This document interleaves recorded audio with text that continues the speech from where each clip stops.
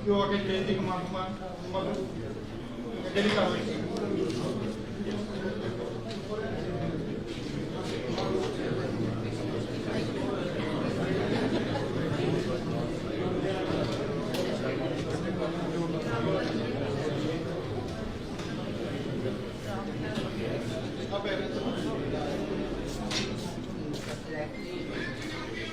बहुत ही मान ਅਤੇ ਸਤਿਕਾਰਯੋਗ ਸਾਡੇ ਅੱਜ ਦੇ ਮੁੱਖ ਮਹਿਮਾਨ ਅਤੇ ਸ਼੍ਰੋਮਣੀ ਅਕਾਲੀ ਦਲ ਦੇ ਪ੍ਰਧਾਨ ਸਰਦਾਰ ਸੁਖਬੀਰ ਸਿੰਘ ਜੀ ਬਾਦਲ ਸਾਹਿਬ ਅਤੇ ਉਹਨਾਂ ਦੇ ਨਾਲ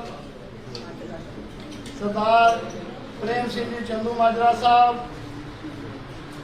Shri NK Rana MLA Ghanaur, MLA Derabassi नाल ही जो साडे इतों इलैक्शन लड़ रहे हैं श्रोमणी अकाली दल तो सरदार चरणजीत सिंह जी बराड़। सब तो पहला मैं फतेह अर्ज करता हाँ समूची बार एसोसीएशन रायपुरा के मैंबर साहबान साडी जो बार एसोसीएशन जो साडी कमेटी है जो मैंबर साहबान हैं साडे प्रधान सरदार बलविंदर सिंह जी चहल साहब, वाहिगुरू जी का खालसा वाहिगुरू जी की फतेह। अज साडे वास्ते बहुत ही मैं समझदा हाँ कि एक ऐतिहासिक दिन है साडे नौजवानों की धड़कन, नौजवानों के दिलों की धड़कन और श्रोमणी अकाली दल के प्रधान सरदार सुखबीर सिंह जी बादल साहब उन्होंने जो विशेष तौर पर यह कह के इन्होंने क्योंकि 2 बारी इन्हों का प्रोग्राम सी भी सारे मैंबर साहबान मिलना चाहते हाँ। तो सब तो पहला मैं अपने वालों समुची एग्जैक्टिव कमेटी वालों बार एसोसीएशन रायपुरा वालों सारे मैंबर साहबान जो लेडी साहबान मैंबर साहबान ने मेरिया भैन मेरिया बच्चियां सब तो पहला इन्हों मैं जी आया आखदा हाँ धन्यवाद भी करता हाँ कि जिन्होंने ने अपना समय तो समा कढ़िया। मैं समझदा हाँ कि बादल परिवार की साडी बार एसोसीएशन से पहला ही बहुत वड्डी मैं समझदा हाँ कि इन्होंने जो जिन्हें पीछे चैंबर बनाए तो साडे सुप्रीमो प्रधान सरदार प्रकाश सिंह जी बादल आप सबको पता है कि उन्होंने 40 लाख की ग्रांट दी सी आपां नूं 40 लाख ग्रांट मिलते नाल आपां नूं सारे चैंबर ने सारे 45 हज़ार के पे ने जिन्हां दी कीमत 10 लाख पर चैंबर बनती है। इसके नाल ही नाल आप सब ने देखा है कि जो मिनी सैक्रेटरीएट बनया है ये भी श्रोमणी अकाली दल की बदौलत है। सुप्रीमो प्रधान साडे प्रकाश सिंह जी बादल उन्होंने वालों नींह पत्थर रखा गया सिरे चढ़ाया गया। अज मैं समझदा हाँ कि सब डिवीजन राजपुरा के जिन्ने भी लोग ने जिन्ने लिटिगेंट्स ने उन्होंने बहुत सस्ता न्याय भी मिल रहा है उन्होंने बैठने भी जगह मिल रही है भावें वो मिनी सैक्रेटरीएट होवे भावें जुडिशियल कंपलैक्स होवे भावें साडे चैंबर हो। जब साडे चैंबर बन गए तो वकील साहबान की मैं समझदा हाँ कि उदों तो ही 10-10 साल की जो उम्र वधी है क्योंकि ना तो इतने कोई मिट्टी है ना कट्टा है। सो मैं समझदा हाँ कि ये बादल परिवार का बहुत बड़ा मान भी है हुण भी अगों भी मैं बेनती करता हाँ कि असीं कुछ डिमांड रखांगे बाद जो सुनावांगे वो साडियां डिमांड ने बार एसोसीएशन राजपुरा दियां वो मैं समझदा हाँ सरदार सुखबीर सिंह जी बादल जो कि पंजाब असैंबली जो कि 2022 के विच मैं समझदा हाँ कि श्रोमणी अकाली दल की सरकार बननी तकरीबन तय है ਉਹਦੇ जो CM साडे साहब बन गए तो उदों भी आएंगे उदों ये आपां नूं जिहड़े भी असीं डिमांड रखांगे अपनियां ये पूरियां करनगे। इस दे नाल ही नाल जिस तरह के राजपुरा है ये नाल 3 कॉन्स्टिट्यूंसियां जिहड़ियां ज्वाइंट ने number 1 Rajpura number 2 Ghanaur constituency number 3 Derabassi constituency क्योंकि साढ़े 15-20 लाइयर साहबान ने जो उन्होंने बेटे ने जोड़े वो प्रैक्टिस करते हैं या डेरा बसी, तो मैं समझता हाँ कि तिने जी कॉन्स्टिट्यूंसियां ने एक कनेक्टेड ने ਅਤੇ ਰਾਜਪੁਰਾ जो सेंटर ਦੇ ਵਿੱਚ है ਇਹਦੇ जो सारा ਜਿਹਨੂੰ कह लिए ਧੁਰਾ है, इसके नाल ही नाल जो घनौर की है कमांड, और जिस तरह के मैं समझदा कि प्रोफैसर प्रेम सिंह जी चंदू माजरा साहब बहुत बड़ा योगदान पा रहे हैं। मेरा पिंड भी घनौर के पैदा है और मैं समझदा कि सानू सारिਆਂ बहुत ही मान और सत्कार मिलता है। ਅਤੇ ਘਨੌਰ ਤੋਂ मैं समझदा कि 15-20 ਲਾਇਰਸ ਨੇ ਜਿਹੜੇ ਇੱਥੇ ਆ ਕੇ ਪ੍ਰੈਕਟਿਸ ਕਰਦੇ ਹਨ ਅਤੇ ਇੱਥੇ ਸੈਟਲ ਵੀ ਹੋਏ ਹੋਏ ਹਨ। तो मैं जो साडियां डिमांड ने मैं वो रखना चाहता हाँ, क्योंकि ਜਿਹੜੀ अगली सरकार है श्रोमणी अकाली दल ਅਤੇ बहुजन समाज पार्टी के गठन के नाल सरकार बननी है ਅਤੇ ਸਾਨੂੰ पूरी उम्मीद है, पूरी आस है ਜਿਹੜੀ ਅਸੀਂ ਡਿਮਾਂਡ ਤੇ ਰੱਖਾਂਗੇ ਸਾਡੀਆਂ ਜਦੋਂ ਸੀਐਮ ਸਾਹਿਬ ਬਣ ਕੇ ਆਣਗੇ ਤਾਂ ਸਾਡੀਆਂ ਡਿਮਾਂਡ ਬਿਲਕੁਲ ਪੂਰੀਆਂ ਕਰਨਗੇ, ਕਿਉਂਕਿ ਇਹ ਜੋ ਕਹਿੰਦੇ ਹਨ ਔਰ ਉਹ ਕਰਦੇ ਹਨ। ਜੋ ਪਹਿਲੀ ਡਿਮਾਂਡ ਹੈ, ਸਭ ਤੋਂ ਪਹਿਲਾਂ ਜਿਹੜੇ ਆਪਣੇ ਲਾਇਰ ਚੈਂਬਰ ਬਣੇ ਜਿਹਦੇ ਵਿੱਚ 40 ਲੱਖ ਜੋ ਗ੍ਰਾਂਟ ਆਈ ਸੀ ਉਹਦੇ ਵਿੱਚ ਸਾਡੇ ਕੋਲ ਡਰਾਇੰਗ ਹੈਗੀ ਹੈ ਔਰ ਤੀਜੀ ਮੰਜ਼ਲ ਤੱਕ ਸਾਡੇ ਕੋਲ ਜੇ ਜੋ ਉੱਥੇ ਹੈ ਲਿਫਟ ਨਹੀਂ ਹੈ, ਜਿਹਦੇ ਵਿੱਚ ਸਾਡੇ ਕੋਲ 60 ਸਾਲ ਦੇ 70 ਸਾਲ ਦੇ ਵੀ प्रेम सिंह ननवा साहब बैठे ने और मैं समझता कि ऊपर पौड़ियां नहीं चढ़ सकते, जो कि साढ़े को लिफ्ट लगनी बहुत जरूरी है, ड्राइंग के भी हैगी है। पर साढ़े को उदों जिन्ना भी पैसा मिलिया सी लाया सिरे चढ़ाया, वो साडी डिमांड जी है लाइयर के जो चैंबर ने उन्होंने वास्ते लिफ्ट निर्माण है। नंबर 2 न्यू चैंबर जिन्हें साढ़े को स्पेस हैगा तकरीबन 18-20 जो चैंबर ने वो बड़े आराम नाल बन सकते हैं और जो मेरी बच्चियां और जो मेरिया भैन यंगस्टर जो लाइयर आए हैं उन्होंने बैठने का भी सही स्पेस मिलना चाहिए है ताकि वो अपना भविष्य अपना उजा कर सकन और अपने बच्चों का भी भविष्य उजा कर सकन। इसके नाल ही नाल जिस तरह के जो ऑब्जेक्टिव वर्क है वो DDPO की कोर्ट पटियाले में है और साढ़े को राजपुरे तो घनौर तो बहुत बड़े पद्धर से जो काम है वो ऑब्जेक्टिव DDPO की कोर्ट भी जाता है। जो मिनी सैक्रेटरीएट है उत्थे स्पेस भी हैगा उत्थे कोर्ट भी हैगी है, तो जदों भी CM साहब बन के आन साडे बादल साहब तो असीं DDPO की इत्थे कोर्ट कैंप की डिमांड करते हैं कि जिहड़ा कोर्ट कैंप है DDPO की हफ्ते 2 दिन या 3 दिन ये बड़ा ईजी हो सकता है।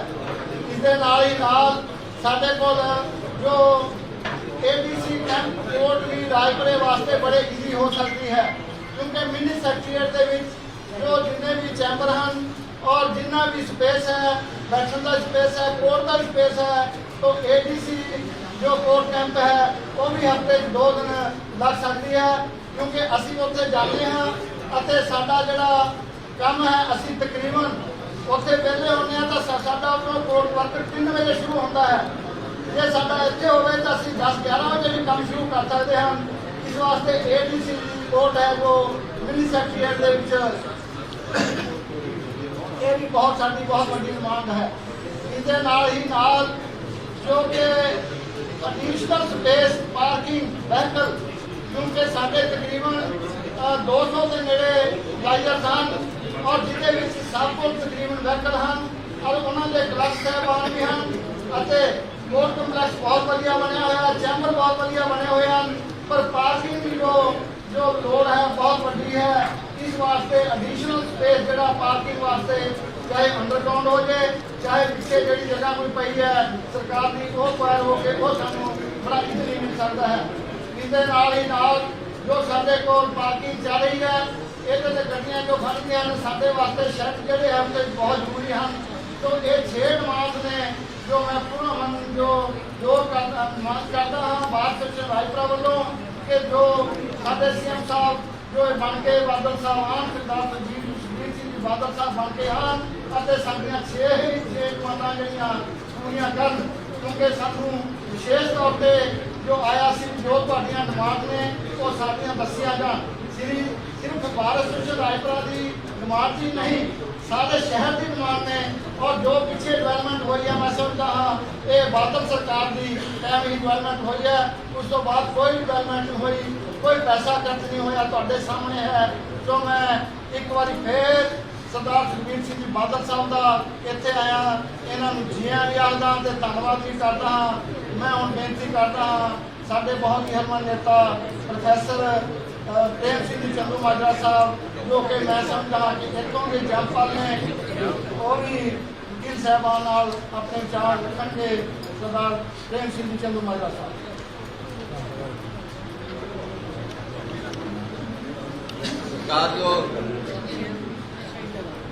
श्रोमणी अकाली दल के प्रधान साहब सुखबीर सिंह बादल जी, मंच में बैठे बार एसोसीएशन के प्रधान साहब बलविंदर सिंह जहल साहब, साबका प्रधान साहब सुबेग सिंह जी, MLA श्री NK शर्मा जी, विकास समीत सिकंदर बार एसोसीएशन राजपुरा, खन्ना साहब, मेहता साहब, साह हरबंस सिंह जी मंड साहब, साह प्रेम सिंह जी नदमा साहब, मंच के सामने बैठे राजपुरा बार एसोसीएशन के समूह वकील साहबान, वीरों भैनों, वाहगुरू जी का खालसा वाहगुरू जी फतेह। अज बड़ी खुशी आ कि काफ़ी देर बाद राजपुरे की बार एसोसीएशन में आने का मौका मिला और मैनू इस गल का माण आ कि साहब सुखबीर सिंह बादल जी को मैं दसना चाहना कि शायद मैं देख रहा भी जितने भी वकील साहबान बैठे ने, भावें साडियां भैणां बैठियां ने, भावें दूजे, मेरा ख्याल है भी बादल साहब कोई एक भी वकील शायद ऐसा ना हो, ठीक कहा सी जहल साहब ने भी जां तां मेरे नाल पढ़िया होएगा जां मेरे बेटे नाल पढ़िया होएगा, जे बड़े नाल नहीं पढ़िया होएगा छोटे नाल पढ़िया होएगा, पर कोई ना कोई किसी भी परिवार का मैंबर जाती तौर पर इस बार एसोसीएशन के समूह मैंबरां नाल राजसी कनैक्शन तो बिना जाति संबंध रखता। सो इसे करके मैं कह सकता कि राजपुरे की बार एसोसीएशन एक ऐसी संस्कृति सब तो पहला जे बार दे विच लाइब्रेरियां बनाउण लई कोई फंड देण की प्रथा चलाई तां जिहड़ी ओल्ड बार सीगी राजपुरे दे विच पुरानी साह हरदेव सिंह होनी, साह मान सिंह होनी हुंदे सी, सब तो पहला जे फंड दिते सी लाइब्रेरी लई उदों मैं दिते जदों मैं MP हुंदा सी ते कानून इजाजत नहीं सी दे रहा। कानून बदल के भी नरमल साहब उन्होंने मन साहब को पता भी कानून बदल के असीं फंड दिते ते फिर देखो भावें बादल साहब की सरकार दे विच साह सुखबीर सिंह बादल के आउण नाल खास तौर पर अंतरराष्ट्रीय हवाई अड्डे बने, 150-200 फ्लाईओवर बन गया पंजाब दे विच, किन्नियां सड़कां बन गईयां और यादगारां बन गईयां, किन्ना कुछ होया। पर एक गल जिहड़ी नवेकली आ कि पंजाब दे विच जिन्नियां बार एसोसीएशनां ने उन्हां विच चैंबर बनाउण दे लई पैसे देण दी प्रथा भी जे किसी ने चलाई तां सब प्रकाश सिंह बादल ने।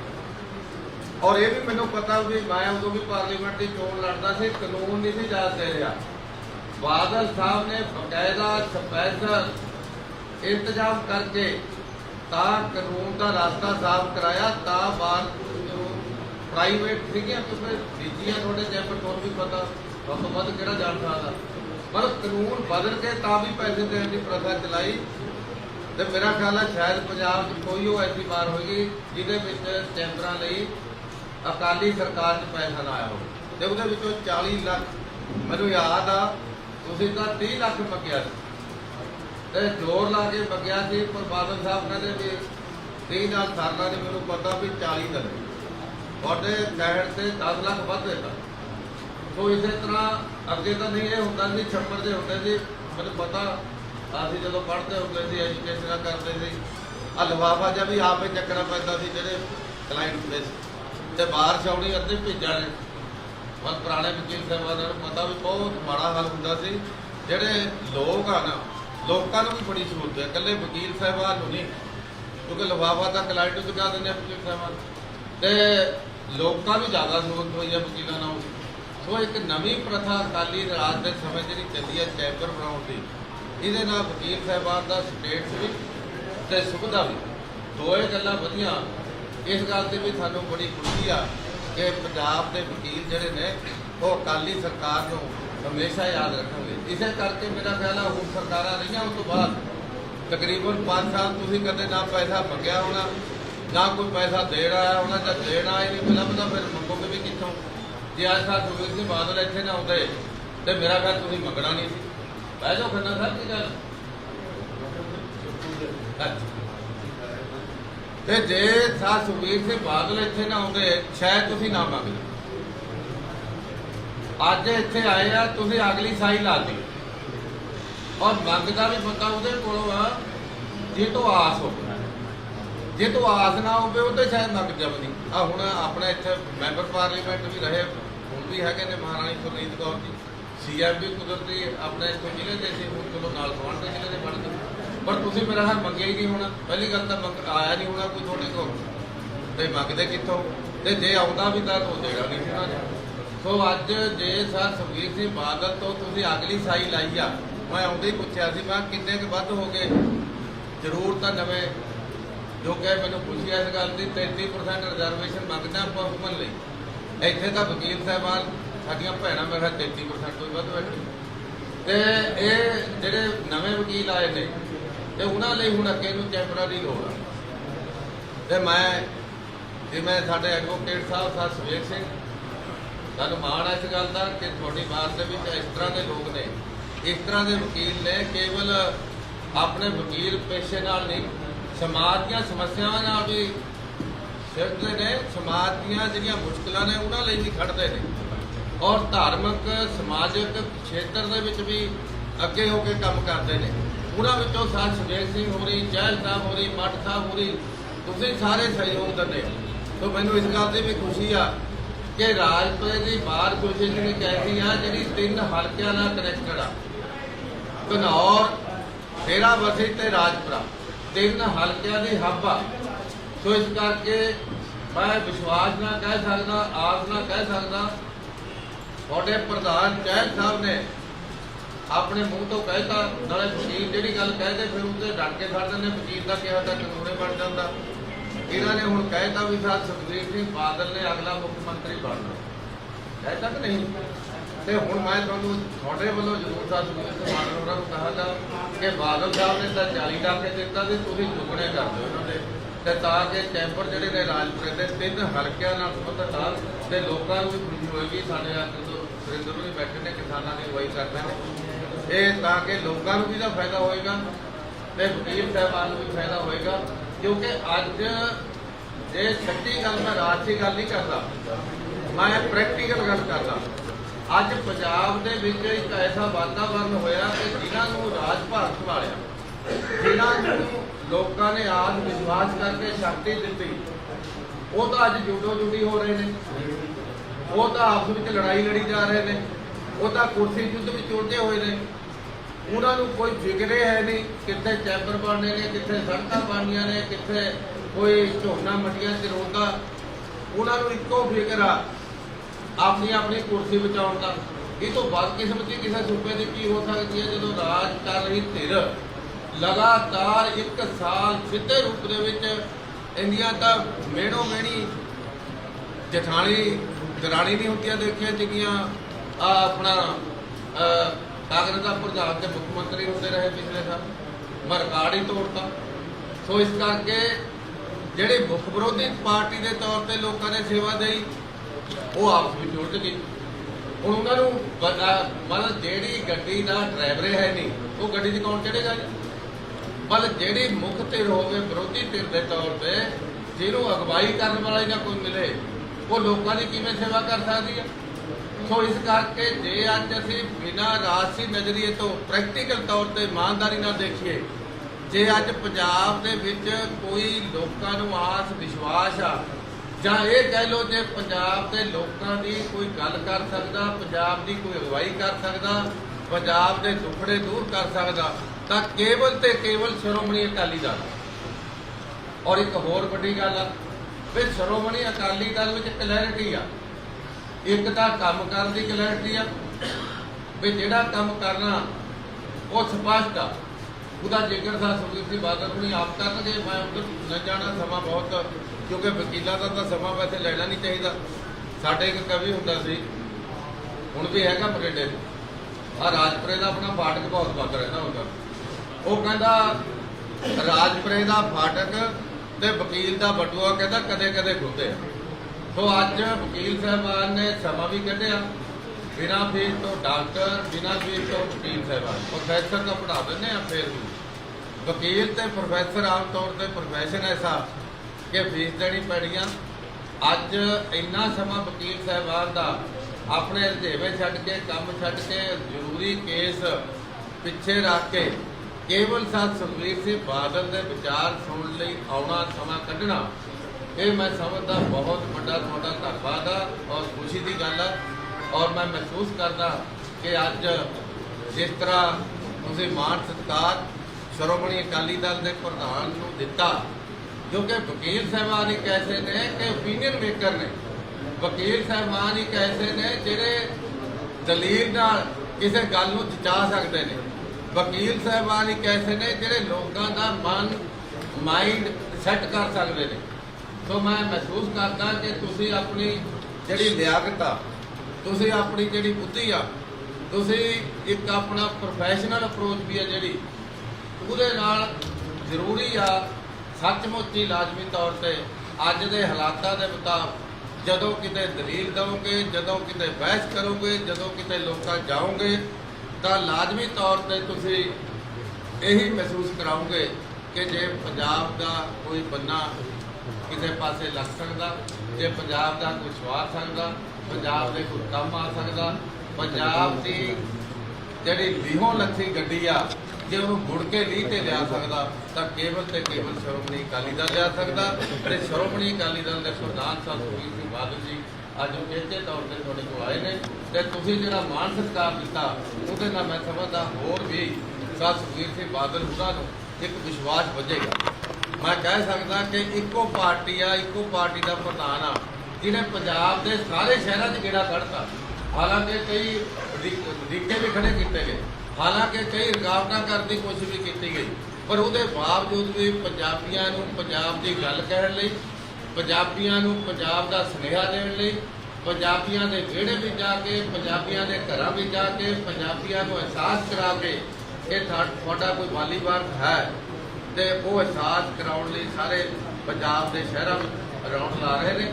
ਉਹਦੇ ਤਹਿਤ ਅੱਜ ਉਹ ਇੱਥੇ ਆਏ ਨੇ। ਤਾਂ ਮੈਨੂੰ ਖੁਸ਼ੀ ਹੈ ਇਸ ਗੱਲ ਦੀ ਕਿ ਸ਼੍ਰੋਮਣੀ ਅਕਾਲੀ ਦਲ ਨੇ ਆ ਰਹੀ ਚੋਣ ਦੇ ਵਿੱਚ ਜੋ ਸਾਡੇ ਬਹੁਤ ਪਿਆਰੇ ਵੀਰ ਸਰਦਾਰ ਚਰਨਜੀਤ ਸਿੰਘ ਜੀ ਬਰਾੜ, ਸਰ ਚਰਨਜੀਤ ਸਿੰਘ ਬਰਾੜ ਦਾ ਡਬਲ ਫਾਇਦਾ, ਜਿਵੇਂ ਕਹਿੰਦਾ ਇੱਕ ਦਾ ਇੱਕ ਫ੍ਰੀ, ਕਈ ਵਾਰ ਦੁਕਾਨਾਂ ਤੇ ਲਿਖਿਆ ਹੁੰਦਾ। ਚਰਨਜੀਤ ਸਿੰਘ ਬਰਾੜ ਦਾ ਇੱਕ ਫਾਇਦਾ ਹੋਏਗਾ ਵੀ ਐਮਐਲਏ ਦਾ ਤੁਸੀਂ ਬਣਾਉਣਾ ਹੀ ਬਣਾਉਣਾ, ਤੇ ਨਾਲ ਸਾਹਿਬ ਸੁਖਬੀਰ ਸਿੰਘ ਬਾਦਲ ਦੇ ਜੇ ਸਭ ਤੋਂ ਨੇੜੇ ਜਾਂ ਸਾਹਿਬ ਸੁਖਬੀਰ ਸਿੰਘ ਬਾਦਲ ਨੂੰ ਜੇ ਸਭ ਤੋਂ ਪਹਿਲਾਂ ਕੋਈ ਸੁਨੇਹਾ ਦੇਣ ਵਾਲਾ ਜਾਂ ਗੱਲ ਪਹੁੰਚਾਉਣ ਵਾਲਾ ਕੋਈ, ਭਾਵੇਂ ਮੈਂ ਸੀਨੀਅਰ ਮੀਤ ਪ੍ਰਧਾਨ, ਭਾਵੇਂ ਪਾਰਟੀ ਸਾਡੀ ਜਿੰਨੀ ਮਰਜ਼ੀ ਪੋਜੀਸ਼ਨ ਹੋਵੇ, ਪਰ ਸਭ ਤੋਂ ਸੌਖਾ ਤੇ ਸਭ ਤੋਂ ਨੇੜੇ ਜੇ ਕੋਈ ਗੱਲ ਪਹੁੰਚਾ ਸਕੇਗਾ ਤਾਂ ਚਰਨਜੀਤ ਸਿੰਘ ਬਰਾੜ ਪਹੁੰਚਾ ਸਕੇਗਾ। ਸੋ ਇਸੇ ਕਰਕੇ ਰਾਜਪੁਰੇ ਦੀ ਖੁਸ਼ਕਿਸਮਤੀ ਆ। ਮੈਂ ਵੀ ਲੜਨਾ ਚਾਹੁੰਦਾ ਸੀ, ਚੋਣ ਸਿੱਧੀ ਗੱਲ ਲੜ ਸਕਦਾ ਸੀ, ਪਰ ਮੈਂ ਕਿਹਾ ਵੀ ਰਾਜਪੁਰੇ ਦਾ ਕੰਮ ਬਣਨਾ ਚਾਹੀਦਾ। ਇਹ ਤਾਂ ਨਾਲ ਦੇ ਹਲਕੇ ਲੜ ਲੱਗ, ਪਰ ਰਾਜਪੁਰੇ ਦਾ ਕੰਮ ਜ਼ਰੂਰ ਬਣਨਾ ਚਾਹੀਦਾ ਕਿਉਂਕਿ ਹਾਂਜੀ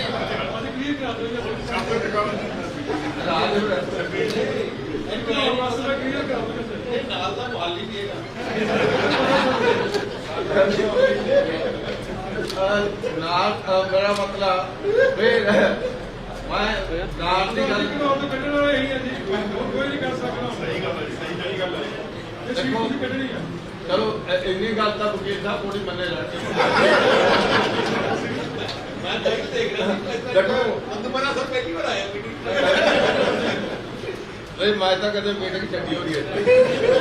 ਸੋ ਮੈਂ ਇੱਕ ਵਾਰ ਫੇਰ ਤੁਹਾਡਾ ਸਾਰਿਆਂ ਦਾ ਧੰਨਵਾਦ ਕਰਦਾ। ਤੁਹਾਨੂੰ ਪੂਰਾ ਵਿਸ਼ਵਾਸ ਦਿਵਾਉਂਦੇ ਹਾਂ ਜਿਹੜੀਆਂ ਬਿੱਲਾਂ ਸੁਖਬੀਰ ਸਿੰਘ ਉਹਨਾਂ ਰੱਖੀਆਂ, ਭਾਵੇਂ ਪਾਰਕਿੰਗ ਦੀ ਆ ਜਾਂ ਹੋਰ ਆ, ਥਾਂ ਬੜੀ ਪਈ ਹੈ ਜੀ ਇੱਥੇ। ਮੇਰਾ ਪਤਾ ਨਹੀਂ ਕਿੰਨੀ ਬਣਾ ਦੇਣੀ ਆ, ਅਮਰੀਕਾ ਕੈਨੇਡਾ ਵਰਗੇ ਤਾਂ ਸੁਖਬੀਰ ਸਿੰਘ ਬਾਦਲ ਉਹਨਾਂ ਦੇ ਅੱਜ ਜਿਵੇਂ ਚਾਹ ਨੂੰ ਪਿਲਾਈਆ ਸੇਵਾ ਕੀਤੀ ਆ ਨਾ, ਇਹਨਾਂ ਨੂੰ ਤੁਹਾਨੂੰ ਕਹਿਣ ਦੀ ਲੋੜ ਹੀ ਨਹੀਂ ਪੈਣੀ, ਪਰ ਤੁਹਾਡੇ ਆਪਣੀ ਯੋਜਨਾ ਤੋਂ ਕਈ ਗੁਣਾ ਵੱਧ, ਕਿਉਂਕਿ ਵਿਜ਼ਨ ਆ ਬੰਦਾ ਜਿੰਨਾ ਮਰਜ਼ੀ ਭਾਵੇਂ ਵਜ਼ੀਰ ਬਣ ਜੇ, ਮੈਂ ਤਾਂ ਵਜ਼ੀਰ ਬਣ ਕੇ ਵੀ ਦੇਖਿਆ, MP ਬਣ ਕੇ ਵੀ ਦੇਖਿਆ, ਮੇਰਾ ਖਿਆਲ ਦੇਸ਼ ਦੇ 6 ਪ੍ਰਧਾਨ ਮੰਤਰੀਆਂ ਨਾਲ ਮੈਂ ਰਿਹਾ, ਪਰ ਮੈਂ ਤੁਹਾਨੂੰ ਸੱਚੀ ਗੱਲ ਦੱਸਦਾ, ਜੇ ਬੰਦੇ ਦਾ ਵਿਜ਼ਨ ਨਾ ਹੋਵੇ, ਜਿੰਨਾ ਮਰਜ਼ੀ ਕੋਈ ਕਿਸੇ ਤਾਕਤ ਹੋਵੇ ਕੁਝ ਨਹੀਂ ਕਰਦਾ। ਸੋ ਜੇ ਵਿਜ਼ਨ ਆ, ਸਾਡੀ ਇਹ ਖੁਸ਼ਕਿਸਮਤੀ ਆ ਕਿ ਸਾਡੇ ਪ੍ਰਧਾਨ ਦਾ ਵਿਜ਼ਨ ਵੀ ਹੈ, ਤੇ ਜੇ ਵਿਜ਼ਨ ਵੀ ਹੋਵੇ ਕਈਆਂ ਕੋਲ, ਉਹਨਾਂ ਨੂੰ ਤੁਰ ਫਿਰਿਆ ਨਹੀਂ ਜਾਂਦਾ, ਉਹਨਾਂ ਤੋਂ ਉੱਠਿਆ ਨਹੀਂ ਜਾਂਦਾ। ਇਹ ਤੁਰ ਫਿਰ ਦੀ ਮਤਲਬ ਜਿੰਨੀ ਕੰਮ ਕਰ ਸਕਦੇ ਨੇ ਉਹ ਵੀ ਬਹੁਤ ਵੱਡੀ ਗੱਲ ਆ। ਸੋ ਸਾਰਿਆਂ ਦੀ ਆਪਣਾ ਦੀ ਖੁਸ਼ਕਿਸਮਤੀ ਆ ਕਿ ਅਗਵਾਈ ਕਰਨ ਵਾਲਾ ਜੇ ਵਿਅਕਤੀ ਵਿਜ਼ਨ ਕਰਦਾ ਰੱਖਦਾ ਹੋਵੇ ਤੇ ਐਕਟਿਵ ਹੋਵੇ ਤਾਂ ਬਹੁਤ ਸਾਰਾ ਕੰਮ ਕਰ ਜਾਂਦਾ। ਸੋ ਅੱਜ ਇੱਕ ਵਾਰ ਫੇਰ ਮੈਂ ਸੁਖਬੀਰ ਜੀ ਬਾਦਲ ਹੋਰਾਂ ਨੂੰ ਕਹਿਣਾ ਪੈਂਦਾ ਔਰ ਤੁਹਾਡਾ ਸਾਰਿਆਂ ਦਾ ਧੰਨਵਾਦ ਕਰਦਾ ਜਿਹੜਾ ਇੰਨਾ ਲੰਬਾ ਸਮਾਂ ਤੁਸੀਂ ਬੈਠੇ ਹੋ, ਸੇਵਾ ਕੀਤੀ ਹੈ ਚਾਹ ਪਾਣੀ ਦੀ। ਤੋ ਇੱਕ ਵਾਰ ਫੇਰ ਸਾਰਿਆਂ ਨੂੰ ਫਤਿਹ ਬੁਲਾ ਕੇ ਮੈਂ ਚਾਹੁੰਦਾ ਵਾਹਿਗੁਰੂ ਜੀ ਕਾ ਖਾਲਸਾ। ਬਹੁਤ ਬਹੁਤ ਧੰਨਵਾਦ। ਉੱਪਰ ਲਾ ਲਓ ਥੋੜਾ ਜਿਹਾ ਵੱਡੇ ਜੀ ਪ੍ਰੋਫੈਸਰ ਦੇਵ ਸਿੰਘ ਜੀ ਚੰਦੂਮਾਜਰਾ ਸਾਹਿਬ, ਆਵਾ ਜੀ ਜਿਨ੍ਹਾਂ ਨੇ ਆਪਣੇ ਖੁਦ ਕੇ ਵਿਚਾਰ ਮੈਂਬਰ ਸਾਹਿਬਾਨ ਦੇ ਨਾਲ ਦੱਸੇ ਹਨ। ਸੋ ਸਾਡੇ ਕੋਲ ਜੋ ਕਿ ਸਰਦਾਰ ਚਰਨਜੀਤ ਸਿੰਘ ਜੀ ਬਰਾੜ ਸਾਹਿਬ, ਜੋ ਕਿ ਸ਼੍ਰੋਮਣੀ ਅਕਾਲੀ ਦਲ ਵੱਲੋਂ ਹਲਕਾ ਰਾਜਪੁਰਾ ਦੀ ਕਮਾਂਡ ਸਾਂਭੀ ਹੋਈ ਹੈ ਅਤੇ ਇੱਥੋਂ ਕੈਂਡੀਡੇਟ ਹਨ। ਮੈਂ ਸਮਝਦਾ ਹਾਂ ਕਿ 2-3 ਮਹੀਨਿਆਂ ਦੇ ਵਿੱਚ ਹੀ ਬਰਾੜ ਸਾਹਿਬ ਨਾਲ ਮਿਲ ਕੇ ਜੋ ਕੰਮ ਕਰਨ ਦਾ ਜੋ ਨਜ਼ਰੀਆ, ਜੋ ਮਜ਼ਾ ਆਇਆ, ਉਹ ਮੈਨੂੰ ਪਿਛਲੇ 40 ਸਾਲਾਂ 'ਚ ਨਹੀਂ ਆਇਆ, ਕਿਉਂਕਿ ਬਰਾੜ ਸਾਹਿਬ ਦਾ ਕੰਮ ਕਰਨ ਦਾ ਤਰੀਕਾ ਬਹੁਤ ਹੀ ਬਰੀਕੀ ਦੇ ਨਾਲ ਹੈ। ਅਸੀਂ ਸਾਰੇ ਹੀ ਰਾਜਪੁਰੇ ਵਿੱਚ ਅਤੇ ਸਾਰੇ ਪਿੰਡਾਂ ਵਿੱਚ 2-3 ਮਹੀਨਿਆਂ ਦੇ ਵਿੱਚ ਮੈਂ ਸਮਝਦਾ ਹਾਂ ਕਿ ਬੂਥ ਕਮੇਟੀਆਂ ਜਿਹੜੀਆਂ ਨੇ ਕਾਇਮ ਕਰ ਦਿੱਤੀਆਂ ਹਨ ਅਤੇ ਜੋ ਇਹਨਾਂ ਦੀ ਵਾਗਡੋਰ ਹੈ ਔਰ ਉਹ ਪਪੂਲਰ ਹੋ ਗਏ ਹਨ ਸਾਰੇ ਹੀ ਸ਼ਹਿਰ ਦੇ ਵਿੱਚ ਅਤੇ ਸਾਰੇ ਹੀ ਪਿੰਡਾਂ ਦੇ ਵਿੱਚ ਅਤੇ ਰਾਜਪੁਰਾ ਜੋ ਕੌਂਸਟੀਚੁਐਂਸੀ ਹੈ, ਮੈਂ ਸਮਝਦਾ ਕਿ ਅੱਜ ਹਰੇਕ ਬੰਦੇ ਦੇ ਮੂੰਹ ਦੇ ਸਰਦਾਰ ਚਰਨ ਸਿੰਘ ਜੀ ਬਰਾੜ, ਸਰਦਾਰ ਚਰਨ ਸਿੰਘ ਜੀ ਬਰਾੜ ਅਤੇ ਸ਼੍ਰੋਮਣੀ ਅਕਾਲੀ ਦਲ ਦੇ ਸ਼ਬਦ ਆਉਂਦੇ ਹਨ। ਇਸ ਦੇ ਨਾਲ ਹੀ ਨਾਲ ਜੋ ਕਿ ਸਰਦਾਰ ਬਰਾੜ ਸਾਹਿਬ ਜੋ ਕਿ ਸਾਡੇ ਉੱਥੇ ਫੋਕਲ ਪੁਆਇੰਟ ਹੀ ਰਹਿੰਦੇ ਹਨ, ਸਵੇਰੇ 8:30 ਵਜੇ ਤੋਂ ਲੈ ਕੇ ਸ਼ਾਮ ਨੂੰ 10 ਵਜੇ ਤੱਕ ਜਦੋਂ ਵੀ ਕੋਈ ਵੀ ਮੈਂਬਰ ਸਾਹਿਬਾਨ ਉਹਨਾਂ ਨੂੰ ਮਿਲ ਸਕਦਾ ਹੈ, ਆਪਣੀ ਕੋਈ ਵੀ ਦੁੱਖ ਤਕਲੀਫ ਕਿਸੇ ਤਰ੍ਹਾਂ ਦੀ ਵੀ ਹੈ ਉਹ ਦੱਸ ਸਕਦਾ ਹੈ, ਸਭ ਨੂੰ ਜੀ ਆਇਆਂ ਆਖਦੇ ਹਨ। ਸੋ ਮੈਂ ਸਮਝਦਾ ਕਿ ਸਰਦਾਰ ਚਰਨ ਸਿੰਘ ਜੀ ਬਰਾੜ ਇਹਨਾਂ ਦੇ ਵਿੱਚ ਇਹ ਇੱਕ ਸਹਿਨ ਸ਼ਕਤੀ ਹੈ ਅਤੇ ਸਹਿਨਸ਼ੀਲਤਾ ਹੈ, ਜੋ ਨਿਮਰਤਾ ਹੈ। ਇਹ ਮੈਂ 3 ਮਹੀਨਿਆਂ ਤੋਂ ਉਹਨਾਂ ਨਾਲ ਕੰਮ ਜੋ ਕਰ ਰਿਹਾ ਹਾਂ, ਦੇਖਿਆ ਇੰਨੀ ਵੱਡੀ ਨਿਮਰਤਾ ਮੈਂ ਨਹੀਂ ਦੇਖੀ ਐਡੇ ਵੱਡੇ ਲੀਡਰ ਦੇ ਵਿੱਚ। ਜਿਸ ਤਰ੍ਹਾਂ ਚੰਦੂਮਾਜਰਾ ਸਾਹਿਬ ਨੇ ਕਿਹਾ ਵੀ ਤੁਹਾਨੂੰ ਤਾਂ ਘਰ ਬੈਠੇ ਹੀ ਸ਼੍ਰੋਮਣੀ ਅਕਾਲੀ ਦਲ ਦਾ ਸਾਰਾ ਕੰਮ ਇੱਥੋਂ ਹੀ ਬੈਠੇ ਹੋਈ ਜਾਏਗਾ।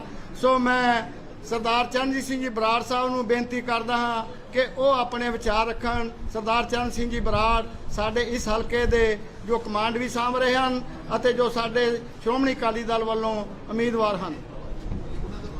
ਯਾਰ ਰਿਕੁਐਸਟ ਹੈ ਪਲੀਜ਼ ਸਾਰੇ ਕੈਮਰਾਮੈਨ ਇੱਧਰ ਆ ਜਾਓ, ਸਾਰੇ ਸੀਨੀਅਰ ਵਕੀਲ ਸਾਹਿਬਾਨ ਬੈਠੇ ਆ, ਪਿੱਛੇ ਦਿਖਦਾ ਹੀ ਕੁਝ ਨਹੀਂ, ਪਲੀਜ਼ ਫੋਟੋਆਂ ਹੋ ਗਈਆਂ, ਪਲੀਜ਼ ਇੱਧਰ ਆ ਜਾਓ ਸਾਰੇ। ਬਹੁਤ ਹੀ ਮਾਣ ਤੇ ਸਤਿਕਾਰ ਦੇ ਯੋਗ ਸ਼੍ਰੋਮਣੀ ਅਕਾਲੀ ਦਲ ਦੇ ਪ੍ਰਧਾਨ ਸਾਹਿਬ ਸਰਦਾਰ ਸੁਖਬੀਰ ਸਿੰਘ ਜੀ ਬਾਦਲ ਸਾਹਿਬ, ਪ੍ਰੋਫੈਸਰ ਪ੍ਰੇਮ ਸਿੰਘ ਜੀ ਚੰਦੂਮਾਜਰਾ ਸਾਹਿਬ, ਸ਼੍ਰੀ NK ਸ਼ਰਮਾ ਜੀ ਪਾਰਟੀ ਦੇ ਟ੍ਰੈਜ਼ਰਰ ਤੇ ਮੌਜੂਦਾ MLA ਡੇਰਾ ਬਸੀ, ਔਰ ਬਾਰ ਦੇ ਪ੍ਰੈਜ਼ੀਡੈਂਟ ਸਾਹਿਬ ਬਲਵਿੰਦਰ ਸਿੰਘ ਜੀ ਚਾਹਲ ਸਾਹਿਬ ਤੇ ਸਮੁੱਚੀ ਐਗਜ਼ੈਕਟਿਵ, ਔਰ ਬਾਕੀ ਸਾਰੇ ਸੀਨੀਅਰ ਵਕੀਲ ਸਾਹਿਬਾਨ, ਜੂਨੀਅਰ ਵਕੀਲ ਸਾਹਿਬਾਨ, ਫਤਿਹ ਪ੍ਰਵਾਨ ਕਰਨੀ। ਵਾਹਿਗੁਰੂ ਜੀ ਕਾ ਖਾਲਸਾ, ਸ਼੍ਰੀ ਵਾਹਿਗੁਰੂ ਜੀ ਕੀ ਫਤਿਹ। ਸਭ ਤੋਂ ਪਹਿਲਾਂ ਮੈਂ ਪ੍ਰਧਾਨ ਜੀ ਦਾ ਤੇ ਐਗਜ਼ੈਕਟਿਵ ਦਾ ਤੇ ਸਾਰੇ ਮੈਂਬਰ ਸਾਹਿਬਾਨਾਂ ਦਾ ਧੰਨਵਾਦ ਕਰੂੰਗਾ ਕਿ ਜਿਨ੍ਹਾਂ ਨੇ ਅੱਜ ਸਾਨੂੰ ਇੱਥੇ ਬੁਲਾ ਕੇ ਤੇ ਤੁਸੀਂ ਸੁਣਨ ਦਾ ਮੌਕਾ ਦਿੱਤਾ, ਗੱਲਬਾਤ ਕਰਨ ਦਾ ਮੌਕਾ ਦਿੱਤਾ। ਮੈਂ ਜ਼ਿਆਦਾ ਸਮਾਂ ਨਹੀਂ ਲੈਣਾ, ਮੈਂ 1-2 ਗੱਲਾਂ ਹੀ ਕਰਨੀਆਂ, ਤੁਹਾਡੇ ਦਰਮਿਆਨ ਜ਼ਿਆਦਾ ਨਹੀਂ ਰਹਿਣਾ। ਜਿਸ ਤਰ੍ਹਾਂ ਸਰਦਾਰ ਸੁਬੇਗ ਸਿੰਘ ਜੀ ਸੰਧੂ ਸਾਹਿਬ ਨੇ ਮੰਗਾਂ 2-3 ਰੱਖੀਆਂ, ਜਿਹੜੇ ਕਿ ਨਵੇਂ ਚੈਂਬਰ ਦੀ ਲਾ ਲਓ ਜਾਂ ਪਾਰਕਿੰਗ ਦੀ ਲਾ ਲਓ। ਪ੍ਰਧਾਨ ਸਾਹਿਬ ਬੇਨਤੀ ਹੈ ਕਿ ਇਸ ਕਚਹਿਰੀ ਦੇ ਵਿੱਚ ਸਾਰੇ, ਜਿਵੇਂ ਕਹਿ ਲਈਏ ਆੜਤੀਆਂ ਕੋਲੇ ਸਾਰਾ ਇਲਾਕਾ ਆਉਂਦਾ, ਉਵੇਂ ਕਚਹਿਰੀ ਦੇ ਵਿੱਚ ਸਾਰੇ ਸਿਰੇ ਦੇ ਮਾੜੇ ਬੰਦੇ ਨੇ ਵੀ ਇਹਨਾਂ ਨਾਲ ਵਾਹ ਪੈਣਾ ਤੇ ਚੰਗੇ ਤੋਂ ਚੰਗੇ ਦਾ ਵੀ ਇੱਥੇ ਵਾਹ ਪੈਣਾ, ਸਾਰਾ ਹਲਕਾ ਹੀ ਇੱਥੇ ਆਉਂਦਾ ਹੁੰਦਾ। ਇਸ ਕਰਕੇ ਜਿਹੜੀਆਂ ਇਹਨਾਂ ਦੀਆਂ ਮੰਗਾਂ ਮੈਂ ਇਹਨਾਂ ਦੇ ਪੁਰਜੋਰ ਸਮਰਥਨ ਕਰਦਾ ਔਰ ਮੈਂ ਜ਼ਿਆਦਾ ਕੁਝ ਨਾ ਕਹਿੰਦਾ ਹੋਇਆ ਕਿਉਂਕਿ ਪੋਲੀਟੀਕਲ ਗੱਲਾਂ ਅਸੀਂ ਹੋਰ ਪਲੇਟਫਾਰਮ ਹੈਗੇ ਆ ਕਰਦੇ ਰਵਾਂਗੇ। ਵਕੀਲ ਸਾਹਿਬਾਨ ਬੈਠੇ ਆ, ਮੈਂ ਮਿਲ ਕੇ ਪਹਿਲਾਂ ਵੀ ਗਿਆ, ਬੜੇ ਸੀਨੀਅਰ ਵਕੀਲ ਬੈਠੇ ਨੇ। ਔਰ ਵਕੀਲ ਲੋਕ ਐਸੇ ਹੁੰਦੇ ਆ ਜਿਹੜੇ ਕਿ ਜਿਹੋ ਜੀ ਹਵਾ ਬਣਨੀ ਹੈ, ਭਾਵੇਂ ਉਹ ਸਮਾਜ ਦੇ ਕੰਮਾਂ ਦੇ ਵਿੱਚ ਹੋਣ, ਪਰਿਵਾਰਿਕ ਕੰਮਾਂ ਦੇ ਵਿੱਚ ਹੋਣ ਤੇ ਭਾਵੇਂ ਪੋਲੀਟੀਕਲ ਕੰਮਾਂ ਦੇ ਵਿੱਚ ਹੋਣ, ਜਿਹੜੀ ਨੀਂਹ ਰੱਖ ਦਿੰਦੇ ਆ ਉਹੀ ਸਮਝ ਲਓ ਅੱਗੇ ਨੀਂਹ ਦੇ ਉੱਤੇ ਚੰਗੀ ਬਿਲਡਿੰਗ ਬਣਨੀ ਸ਼ੁਰੂ ਹੋ ਜਾਂਦੀ ਹੈ। ਔਰ ਮੈਨੂੰ ਪਤਾ ਹੈ ਔਰ ਮੈਂ ਇਸ ਗੱਲ ਲਈ ਮਾਣ ਕਰ ਸਕਦਾ ਕਿ ਵਕੀਲ ਸਾਹਿਬਾਨਾਂ ਨੇ ਬਹੁਤ ਤਕੜਾ ਆਸ਼ੀਰਵਾਦ ਜਿਹੜਾ ਪਹਿਲੇ ਦਿਨ ਤੋਂ ਜਦੋਂ ਦਾ ਮੈਂ ਆ ਕੇ ਗਿਆ ਮੇਰੇ ਸਿਰ ਤੇ ਰੱਖਿਆ। ਮੈਂ ਸਾਰੇ ਵਕੀਲ ਸਾਹਿਬਾਨਾਂ ਦੇ ਸਾਹਮਣੇ ਔਰ ਸਾਡੇ ਪਾਰਟੀ ਪ੍ਰਧਾਨ ਸਾਹਿਬ ਤੇ ਸੀਨੀਅਰ ਲੀਡਰਸ਼ਿਪ ਦੇ ਸਾਹਮਣੇ ਇੱਕੋ ਹੀ ਤੁਹਾਡੇ ਨਾਲ ਵਾਅਦਾ ਕਰਦਾ ਕਿ ਬੜੀ ਇਮਾਨਦਾਰੀ ਤੇ ਦਿਆਨਤਦਾਰੀ ਨਾਲ ਰਾਜਪੁਰੇ ਦੇ ਲੋਕਾਂ ਦੀ ਸੇਵਾ ਕਰੂੰਗਾ। ਨਾ ਕੋਈ ਅਫਸਰ ਕਦੇ ਮਹੀਨਾ ਲੈ ਕੇ ਲਾਇਆ ਜਾਊਗਾ ਔਰ ਨਾ ਕਿਸੇ ਦੀਆਂ ਜੇਬਾਂ ਤੇ ਡਾਕੇ ਜਿਹੜੇ ਹੈਗੇ ਆ ਉਹ ਪੈਣ ਦਿੱਤੇ ਜਾਓਗੇ। ਮੈਂ ਬਹੁਤੀਆਂ ਗੱਲਾਂ ਹੋਰ ਪੋਲੀਟੀਕਲ ਜਿਹੜੀਆਂ ਨਹੀਂ ਕਰਨੀਆਂ। ਔਰ ਪ੍ਰਧਾਨ ਸਾਹਿਬ ਤੁਹਾਨੂੰ ਵੀ ਵਿਸ਼ਵਾਸ ਤੇ ਭਰੋਸਾ ਦਿਵਾਉਣਾ ਕਿ ਜੋ ਭਰੋਸਾ ਪ੍ਰਗਟ ਕਰਕੇ ਮੈਨੂੰ ਰਾਜਪੁਰੇ ਦੇ ਬਹੁਤ ਸ਼ਰੀਫ ਲੋਕ ਨੇ, ਵਾਕਈ ਤੁਸੀਂ ਮੈਨੂੰ ਪਹਿਲੇ ਦਿਨ ਇੱਕ ਗੱਲਾਂ ਦੀ ਗੁੜਤੀ ਦਿੱਤੀ ਸੀ ਰਾਜਪੁਰੇ ਆਉਣ ਤੋਂ ਪਹਿਲਾਂ। ਸਭ ਤੋਂ ਪਹਿਲਾਂ ਉਹਦੇ 'ਚ ਵੱਡੀ ਗੱਲ ਕਹੀ ਸੀ ਕਿ ਰਾਜਪੁਰੇ ਦੇ ਲੋਕ ਬਹੁਤ ਜ਼ਿਆਦਾ ਸ਼ਰੀਫ ਲੋਕ ਨੇ। ਤੁਹਾਡੇ ਮੈਨੂੰ ਚੰਗੀ ਤਰ੍ਹਾਂ ਯਾਦ ਨੇ ਉਹ ਗੱਲਾਂ ਜਦੋਂ ਤੁਸੀਂ ਕਿਹਾ ਕਿ ਤੇਰੀ ਗੱਡੀ 'ਚ ਵੀ ਕੋਈ ਮਾੜਾ ਬੰਦਾ ਨਹੀਂ ਚੜ੍ਹਨਾ ਚਾਹੀਦਾ, ਤੇਰੇ ਖੱਬੇ ਸੱਜੇ ਵੀ ਕੋਈ ਮਾੜਾ ਬੰਦਾ ਦਿਖਣਾ ਨਹੀਂ ਚਾਹੀਦਾ, ਇੰਨੇ ਸ਼ਰੀਫ ਲੋਕ ਨੇ। ਤੇ ਮੈਂ ਤੁਹਾਡੇ ਸਾਹਮਣੇ ਇੱਕ ਵਾਅਦਾ ਕਰਦਾ ਕਿ ਕਦੇ ਵੀ ਇਹਨਾਂ ਲੋਕਾਂ ਨੂੰ ਤੁਹਾਡੇ ਤੱਕ ਕੋਈ ਲਾਂਭਾ ਨਹੀਂ ਆਉਣ ਦੇਵਾਂਗਾ। ਬੜੀ ਇਮਾਨਦਾਰੀ ਨਾਲ, ਦਿਆਨਤਦਾਰੀ ਨਾਲ, ਵੱਡੇ ਬਜ਼ੁਰਗਾਂ ਦੇ ਗੋਡੀਆਂ ਹੱਥ ਲਾ ਕੇ, ਭਰਾਵਾਂ ਦੇ ਨਾਲ ਮੋਢੇ ਨਾਲ ਮੋਢਾ ਜੋੜ ਕੇ ਤੇ ਭੈਣਾਂ ਦਾ ਭਰਾ ਬਣ ਕੇ ਜਿਹੜਾ ਹੈਗਾ ਇਸ ਇਲਾਕੇ ਦੀ ਸੇਵਾ ਕਰੂੰਗਾ। ਤੇ ਇੱਕੋ ਹੀ ਹੋਰ ਬੇਨਤੀ ਕਰਾਂ ਕਿ ਇੱਥੇ ਜਿਸ ਕਿਸਮ ਦੀ ਗੁੰਡਾਗਰਦੀ ਦੀ ਸਿਆਸਤ ਦਾ ਮਾਹੌਲ ਬਣਿਆ, ਕਿਰਪਾ ਕਰਕੇ ਉਹ ਤੋਂ ਨਿਜਾਤ ਦਿਵਾਉਣ ਲਈ ਸਾਰੇ ਤੁਸੀਂ ਵੀ ਸਾਹਮਣੇ ਬੈਠੇ ਸੱਜਣ ਸਾਰੇ ਜਿਹੜੇ ਸਾਥ ਦਿਓ। ਔਰ ਵਕੀਲ ਭਾਈਚਾਰੇ ਨੂੰ ਤਾਂ ਮੈਂ ਇੱਕ ਹੋਰ ਵਧਾਈ ਦੇ ਦਿੰਦਾ। ਸਾਡੇ 3 ਸਰਕਲ ਆ ਸ਼ਹਿਰ ਦੇ ਤੇ 2 ਸਾਡੇ ਵਕੀਲ ਸਾਹਿਬਾਨਾਂ ਕਰਕੇ ਆ। ਸਰਦਾਰ ਸੁਬੇਗ ਸਿੰਘ ਸੰਧੂ ਸਾਹਿਬ ਸਾਡੇ ਪੁਰਾਣੇ ਰਾਜਪੁਰੇ ਦੇ ਸਰਕਲ ਦੇ ਪ੍ਰਧਾਨ ਨੇ। ਰਿਪੂ ਦਮਨ ਸਾਹਿਬ ਜਿਹੜੇ ਨੇ ਉਹ ਸਾਡੇ ਇਧਰਲੇ ਜਿਹੜਾ ਨਿਊ ਕਾਲਜ ਵਾਲਾ ਸਾਈਡ ਹੈ ਇਧਰਲੇ ਪ੍ਰਧਾਨ ਨੇ। ਸਾਡੇ ਤਾਂ ਸਮਝ ਲਓ 3 ਸਰਕਲ ਪ੍ਰਧਾਨਾਂ ਚੋਂ ਹੀ 2 ਵਕੀਲ ਸਾਹਿਬਾਨ ਜਿਹੜੇ ਪ੍ਰਧਾਨ ਨੇ। ਇਸ ਲਈ ਮੈਂ ਸਮਝਦਾ ਕਿ ਤੁਹਾਡੇ ਵਕੀਲਾਂ ਤੇ ਤਾਂ ਸਾਨੂੰ ਹੋਰ ਵੀ ਮਾਣ ਜਿਹੜਾ ਇਸ ਗੱਲੋਂ ਵੱਧ ਜਾਂਦਾ। ਸੋ ਜ਼ਿਆਦਾ ਕੁਝ ਨਾ ਕਹਿੰਦਾ ਹੋਇਆ, ਰਾਜਪੁਰੇ ਦੇ ਤੁਹਾਡੇ ਵਿੱਚੋਂ ਵਸਿੰਦਾ ਹੋਣ ਕਰਕੇ, ਰਾਜਪੁਰੇ ਦੇ ਵਿੱਚ ਰਹਿਣ ਕਰਕੇ ਮੈਂ ਪ੍ਰਧਾਨ ਸਾਹਿਬ ਦਾ ਧੰਨਵਾਦ ਵੀ ਕਰਦਾ ਜਿਨ੍ਹਾਂ ਨੇ ਪੂਰੀ ਦਿਹਾੜੀ ਰਾਜਪੁਰੇ ਦੇ ਲੋਕਾਂ ਦੇ ਲਈ ਕੱਢੀ ਹੈ। ਔਰ ਜੀ ਆਇਆਂ ਵੀ ਕਹਿਣਾ। ਜ਼ਿਆਦਾ ਕੁਝ ਨਾ ਕਹਿੰਦਾ ਹੋਇਆ, ਜੇ ਕੋਈ ਗੱਲ ਉੱਚੀ ਕਹੀ ਗਈ ਹੋਵੇ ਤਾਂ ਮਾਫੀ ਚਾਹੁੰਦਾ। ਵਾਹਿਗੁਰੂ ਜੀ ਕਾ ਖਾਲਸਾ, ਸ੍ਰੀ ਵਾਹਿਗੁਰੂ ਜੀ ਕੀ ਫਤਿਹ। ਬਹੁਤ ਬਹੁਤ ਧੰਨਵਾਦ ਮੇਰੇ ਵੀਰ ਸਰਦਾਰ ਚਰਨ ਸਿੰਘ ਜੀ ਬਰਾੜ ਸਾਹਿਬ, ਜਿਨ੍ਹਾਂ ਨੇ ਕਿ ਆਪਣੇ ਬੜੇ ਥੋੜੇ ਸਮੇਂ ਦੇ ਵਿੱਚ ਬਹੁਤ ਵੱਡੇ ਵਿਚਾਰ ਨੇ ਜਿਹੜੇ ਉਹ ਵਕੀਲ ਸਾਹਿਬਾਨ ਦੇ ਸਾਹਮਣੇ ਰੱਖੇ ਹਨ। ਅਤੇ ਮੈਂ ਸਮਝਦਾ ਹਾਂ ਔਰ ਜਿਸ ਤਰ੍ਹਾਂ ਕਿ ਇਹ ਇੰਟੈਲੀਜੈਂਟ ਨੇ, ਤਕਰੀਬਨ 11 ਸਾਲ ਇਹਨਾਂ ਨੇ ਤਹਿਸੀਲਦਾਰ ਦੀ ਪੋਸਟ ਤੇ ਰਹੇ ਹਨ ਅਤੇ ਇਹਨਾਂ ਨੂੰ ਸਾਰਾ ਕੰਮ ਦਾ ਤਜਰਬਾ ਹੈ ਅਤੇ ਲੋਕਾਂ ਦੇ ਵਿੱਚ ਮਿਲਾਪੜੇ ਹਨ। ਔਰ ਮੈਂ ਸਮਝਦਾ ਹਾਂ ਕਿ ਸ਼ਹਿਰ ਦੇ ਵਿੱਚ ਜਿੱਦਣ ਦੇ ਆਏ ਹਨ ਤਕਰੀਬਨ 600-700 ਡੋਰ ਟੂ ਡੋਰ ਮੀਟਿੰਗਾਂ ਹੋ ਚੁੱਕੀਆਂ ਹਨ। ਸੋ ਬਰਾੜ ਸਾਹਿਬ ਦਾ ਵੀ ਬਹੁਤ ਬਹੁਤ ਧੰਨਵਾਦ। ਅਤੇ ਇਸ ਦੇ ਨਾਲ ਹੀ ਨਾਲ ਜੋ ਕਿ ਸਾਡੇ ਐਨ.ਕੇ. ਰਾਣਾ ਜੀ, ਐਨ.ਕੇ. ਸ਼ਰਮਾ ਜੀ ਜੋ ਕਿ ਡੇਰਾਬੱਸੀ ਦੇ MLA ਹਨ, ਵਿਧਾਇਕ ਹਨ, ਉਹ ਵਿਸ਼ੇਸ਼ ਤੌਰ ਤੇ ਪਹੁੰਚੇ ਹਨ। ਸੋ ਮੈਂ ਉਹਨਾਂ ਨੂੰ ਬੇਨਤੀ ਕੀਤੀ ਸੀ ਕਿ ਉਹ ਵੀ 2 ਮਿੰਟ ਬੋਲਣ, ਪਰ ਉਹਨਾਂ ਨੇ ਮਾਫੀ ਮੰਗ ਲਈ ਹੈ। ਸਾਰੇ ਵਕੀਲ ਸਾਹਿਬਾਨ ਨੂੰ ਉਹਨਾਂ ਨੇ ਫਤਿਹ ਲਈ ਕਿਹਾ ਹੈਗਾ। ਸੋ ਮੈਂ ਬੇਨਤੀ ਕਰਦਾ ਹਾਂ ਕਿ ਸਾਡੇ ਸਰਦਾਰ ਜਸਪਾਲ ਸਿੰਘ ਜੀ ਦੱਪਰ ਜੋ ਕਿ ਬਹੁਜਨ ਸਮਾਜ ਪਾਰਟੀ ਦੇ ਕਾਮੀ ਸਾਹਿਬ ਜੋ ਕਿ ਬਹੁਜਨ ਸਮਾਜ ਪਾਰਟੀ ਦੇ ਨਾਲ ਸੰਬੰਧਿਤ ਹਨ, ਉਹ ਆ ਕੇ ਆਪਣੇ 2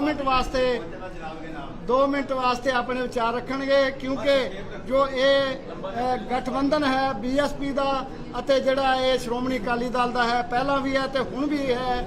ਸੋ ਤਕਰੀਬਨ ਇਹ 2 ਮਿੰਟ ਵਿਚਾਰ ਆਪਣੇ ਰੱਖਣਗੇ। ਉਸ ਤੋਂ ਬਾਅਦ ਸਾਡੇ ਸੁਪਰੀਮੋ ਜੋ ਕਿ ਸਰਦਾਰ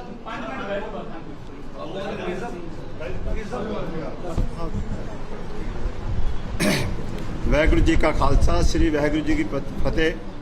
ਮਾਨਯੋਗ ਸਾਡੀ ਭਵਿੱਖ ਦੀ ਆਵਾਜ਼ ਮੈਂ ਸਮਝਦਾ ਹਾਂ ਸਾਡੇ ਸੁਖਬੀਰ ਸਿੰਘ ਬਾਦਲ ਜੀ ਆਉਣ ਵਾਲੇ ਸਾਡੇ ਪੰਜਾਬ ਦੇ ਮੁੱਖ ਮੰਤਰੀ ਹੋਣਗੇ।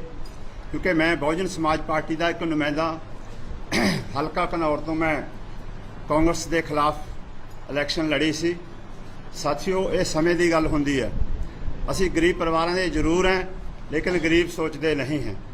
ਅੱਜ ਤੱਕ ਅਸੀਂ ਆਏ ਰਾਮ ਗਏ ਰਾਮ ਦੀ ਨੀਤੀ ਨਹੀਂ ਅਪਣਾਈ।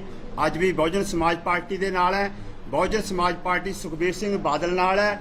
ਅਸੀਂ ਬਾਦਲ ਸਾਹਿਬ ਦੇ ਪਰਿਵਾਰ ਨਾਲ ਪੂਰਾ ਤਨ ਮਨ ਧਨ ਦੇ ਨਾਲ ਅੱਡੀ ਚੋਟੀ ਦਾ ਜ਼ੋਰ ਲਾ ਕੇ ਖੜੇ ਆ, ਖੜੇ ਰਹਾਂਗੇ। ਕੋਈ ਘਬਰਨ ਦੀ ਲੋੜ ਨਹੀਂ।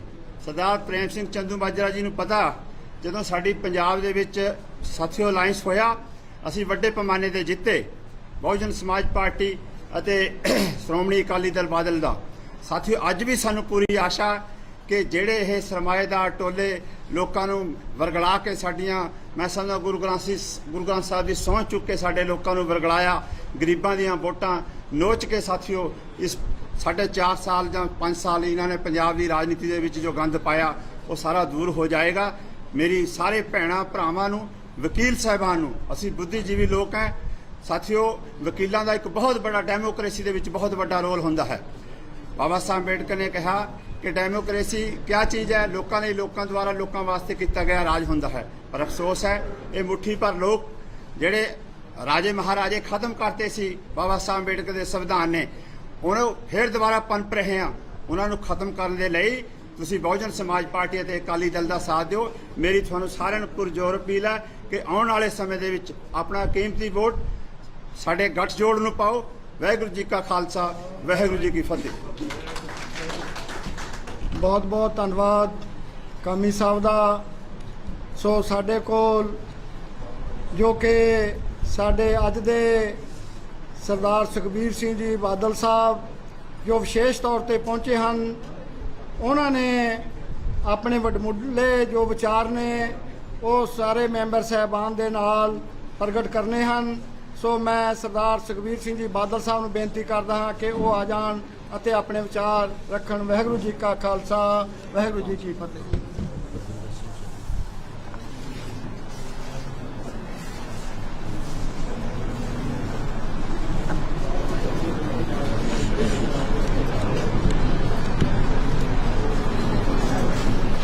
ਰਾਜਪੁਰਾ ਬਾਰ ਐਸੋਸੀਏਸ਼ਨ ਦੇ ਮੈਂਬਰ ਸਾਹਿਬਾਨ, ਫਤਿਹ ਅਰਜ਼ ਕਰਦਾ ਜੀ। ਵਾਹਿਗੁਰੂ ਜੀ ਕਾ ਖਾਲਸਾ, ਵਾਹਿਗੁਰੂ ਜੀ ਕੀ ਫਤਿਹ। ਸਾਰੇ ਮੀਡੀਆ ਨੂੰ ਕਹਿਣਾ ਇੱਧਰ ਆ ਜਾਓ ਯਾਰ, ਸਾਰੇ ਬਹਿ ਹੀ ਜਾਓ। ਫੋਟੋ ਹੋਗੀ ਪਲੀਜ਼, ਪਲੀਜ਼ ਕੋਈ ਫਾਇਦਾ ਨਹੀਂ ਹੈ। ਅਜੀਤ ਵਾਲੇ ਤੁਹਾਨੂੰ ਵੀ ਕੋਈ ਫਾਇਦਾ ਨਹੀਂ ਯਾਰ ਸਾਨੂੰ।